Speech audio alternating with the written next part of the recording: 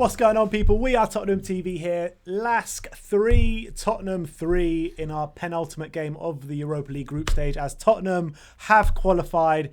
The group hasn't finished because we still could win the group if we go and beat Antwerp next week, but we are through. Not a great performance. No. Actually, a quite abysmal performance, to be honest. Somehow managed to get three goals out. I don't know how, but look, LASK played really well. You've got to give them credit for the way they played tonight. But what was that performance all about from Tottenham? Yeah, and it's really disappointing considering the lineup we put out. Very strong lineup. We got a first look of the midfield three of Højbjerg, Lo Celso, and Dele. Didn't look great, did it? And yeah, it really didn't look great. I know. Look, these Europa League games sometimes it's either they don't take it seriously or whatnot. Especially away from home, you can kind of take them for granted. But I feel like this game. Clearly, Mourinho put a lineup saying, look, we're going to win this game, we're taking it seriously, and we're going to go through. And it was, at the end of the day, LASK had probably more shots, probably more possession. They deserved the win. They created the better chances. Sorry, not the win. Well, they probably did deserve to win, but I know we somehow got 3 goals out of it. But Joe Hart, what was he? Awful performance.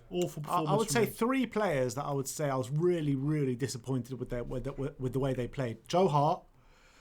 First of all, those 2 mistakes, clangers. They're both absolute clangers. It was poor because it was annoying because he was having a good game in the first half. Yeah, before he puts his arm out and it hits him on the arm and just goes in. Forearm. I don't know. He tries to save with his forearm. Shocking. Ridiculous. At his near post. The first goal was about 35 yards out, dipping effort into the bottom corner. It goes under his hand, and it goes in. And it's a theme. And the third goal as well, I know it was a good strike, fair play. But again, long range, another long range effort. Yeah, but I don't want to put Joe Hart at fault for that one because I actually thought it was a good strike. He was fully stretched out for that and it was nowhere near it. There is a common theme of when Joe Hart plays in goal is we're conceding goals from long range on a consistent basis. I understand that because people know that he's weak from long range shots. And especially to his left. It has 2 goals to his left today. Again, and people keep saying he's weak to his left. But I would say that third one, I don't want to blame him for. The first 2 were definitely his fault. I think when you concede, look, it was a good strike. It wasn't right in the corner. It was a good strike. But Joe Hart was stretched out completely to try and save that. He was. But again, that shows a weakness to his left-hand side, I think. No, you're right there. But 2 other players I want to mention for poor performances. Davidson Sanchez, again. Yeah. I thought he had a big hand in both of the last 2 goals for us.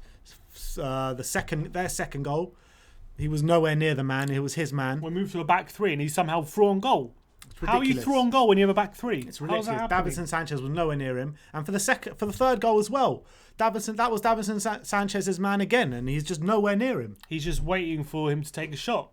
It's ridiculous. He's waiting for him to take a shot. Wasn't aggressive enough. And as well, with Sanchez knowing that his place is up for grabs because Rodon's come into the team now.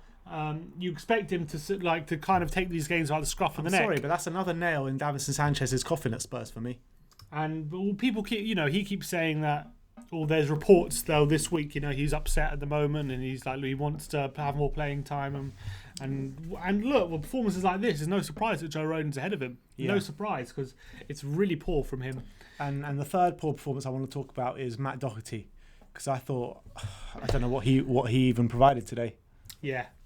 Wasn't great on the right hand side, was he, Matt Doherty? Wasn't too happy with his display either. I thought he was falling over a lot. I felt like every time he got the ball, he was getting dispossessed, and he wasn't really a threat going forward, was he? Yeah. So disappointing from him. But on a brighter note, Dele, I thought, was head and shoulders above everyone on that pitch again. It's just a shame he can't last the full 90. Yeah, he got all taken off. Although it's not like we were doing anything much when he was on the pitch anyway. Yeah, he got on a nice assist, nice through ball. He got taken off after about an hour. Lo Celso could have done better.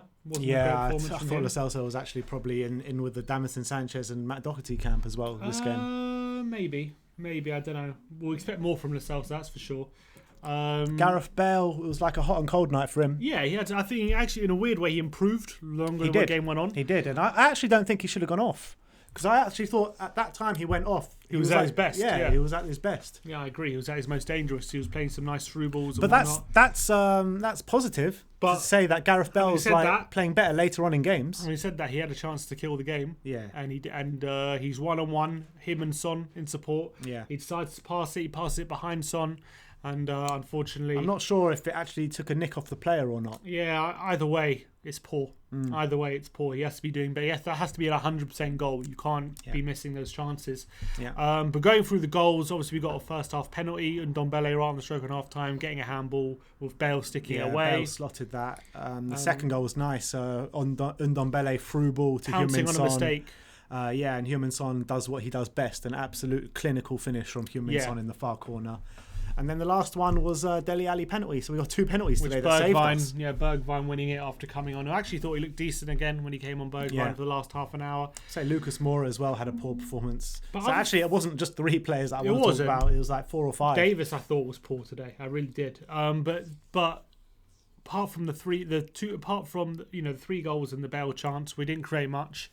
And I think we're going to be disappointed. We took the lead twice after going 1-0 down. Took the lead twice, couldn't hang on to it. Poor goals to concede as well. Mourinho's going to be really unhappy with the goals we conceded. But we're through.